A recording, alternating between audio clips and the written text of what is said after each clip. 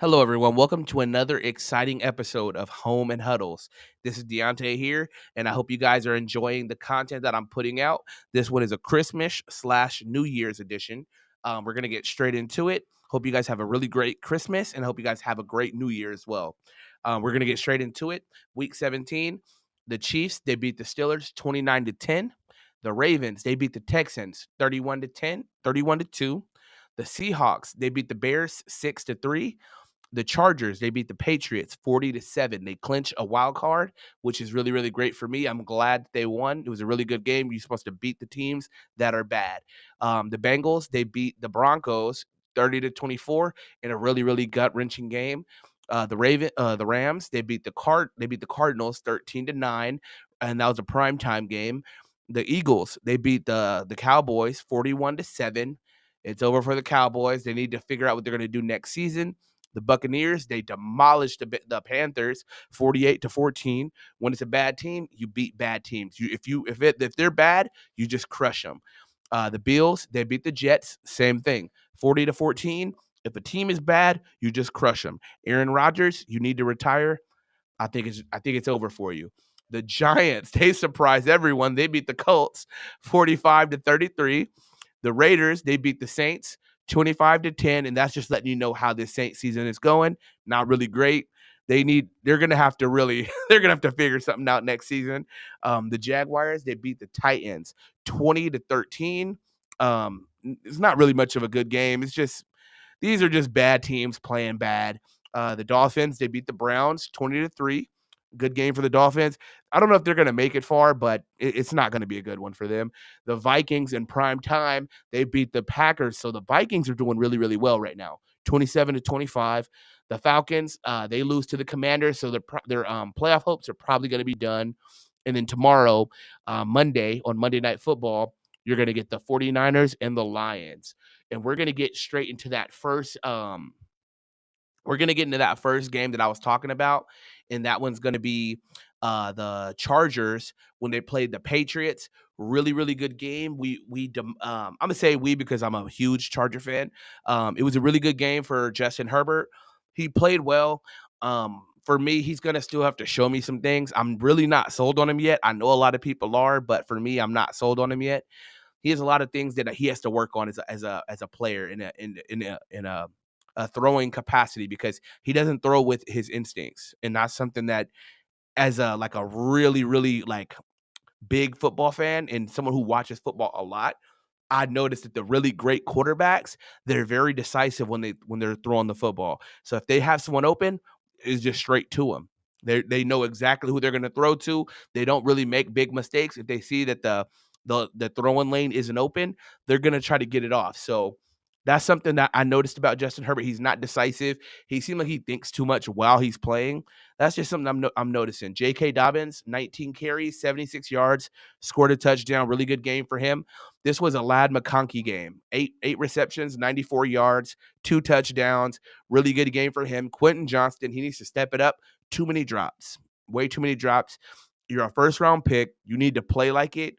And if you're not going to play like it, you need to kind of figure out what you're going to do. Christian Fulton, I'm going to keep repeating it every time I'm on. Christian Fulton does not need to be on an NFL roster. That's just what it is. Too many pass interference. He's too handsy. He doesn't play with his instincts either.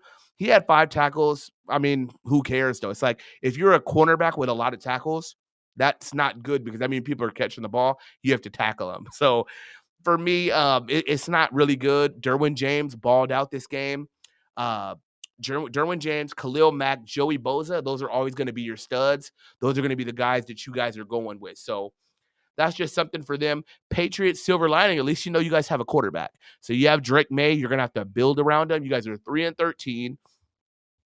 You guys just have to build around him. Chargers are 10-6. They're like I said before, they clinch with the wild card, which is really, really good. So they're going to make the playoffs. We play the Raiders next, which I'm assuming we're going to get a win and we're going to end the season 11-6.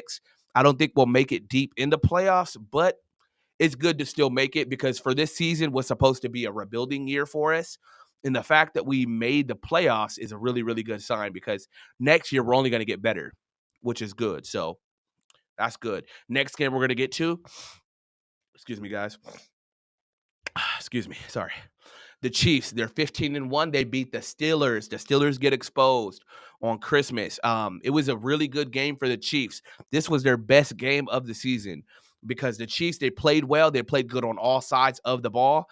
They played good on offense. They played good on defense, and they played good on special teams. Patrick Mahomes, 29 attempts, or not 20, 29 throws, completed catches to 38 attempts, 320 yards, 3 touchdowns. Really good game for him. The running game was not really there, but it's still good because you have Travis Kelce, 8 receptions, 84 yards. He scores a touchdown.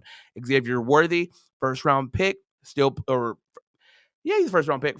Played really good. Played good. 8 receptions, 79 yards, 1 touchdown. Really good game for him. Hollywood Brown, good to see him back. He played well. Drew Tranquil and Trent McDuffie are your studs on the defense. They played really, really good. For me, though, the Steelers, they did get exposed. I know before I did say I think that I thought they could be Super Bowl contenders. They're probably going to need better running game. I know running game played well, but they need to have and Russell Wilson's going to need to play better. I know I said he's a breath of fresh air before in the past, but he's going to have to play better. He has to throw the ball better. George Pickens, he needs to control his attitude, control himself, and he needs to do better. He had George Pickens had 3 receptions, 50 yards, no touchdown.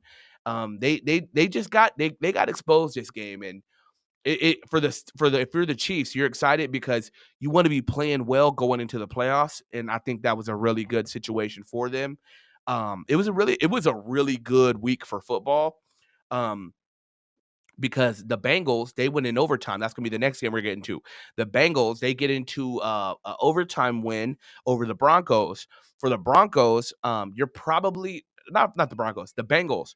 You're probably gonna have to fire Zach Taylor because I don't think he maximizes the talent that he has. You have Joe Burrow, you have Jamar Chase, you have Chase Brown, who's a really good running back because he's a dual threat. So he's a good runner and he's a good runner and he's a good catcher of the ball. So that's really good for them. T. Higgins played good, Jamar Chase played good. And if you have those two guys balling out, you should win pretty much every game. I know their defense leaves a little bit to be desired, but that's something that you guys have to control and get better at. Joe Burrow had 39 completions for 49 attempts, 412 yards. Crazy, crazy stat. Chase Brown, he ran the ball 20 carries, 67 yards, no touchdown, but still really, really good. T. Higgins, this was his ball out game. 11 receptions, 131 yards, 3 touchdowns. He cooked all game. Jamar Chase, probably going to be your offensive player of the year. Played really, really well. 9 receptions, 102 yards. The big thing with the Bengals, you have to pay your receivers. You're gonna have to pay Jamar and you're gonna have to pay T. If I'm the Browns organization, you have to find a way to try to keep both of them because it wouldn't make sense to lose them. You don't want to lose those two top players because if you lose T, now Jamar's going to get all of the coverage on defense. So when he's playing, they're going to probably double him and you don't have no one else to go to. So in this kind of situation, you might want to just try to find a way to keep both of them even if you have to overpay. Maybe lower the years, but you have to try to keep both of them. Bo Nix played good. He has to work on some things because that 3-and-out that they had at the end of the game that shouldn't have happened. But I'm really impressed. I'm really really impressed with the Broncos and Bo Nix. He won't win Rookie of the Year because I think it's going to be Jaden Daniels from the Commanders. But he played really really good. The Ravens, they demolished the Texans. I'm not going to get too much into that game because only thing I'm going to talk about is really just how good Lamar Jackson's playing. To me, he's not MVP. I still think for me and my money, I'm taking Saquon because whenever I see Saquon in the Eagles play, they play really good. They never get exposed. They win consistently. And when Saquon is playing, he's getting multiple carries, multiple yards, multiple 100-yard games. So for me, he's my MVP. Derrick Henry ran the ball well, 27 carries, 147 yards, 1 touchdown. Really good game for him.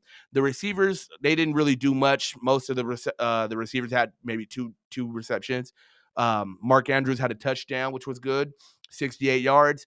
But the Ravens, they're just an overall good football team. They're not going to do too much. They're not going to do too less. They're going to always give you they're always going to give you their all when they play.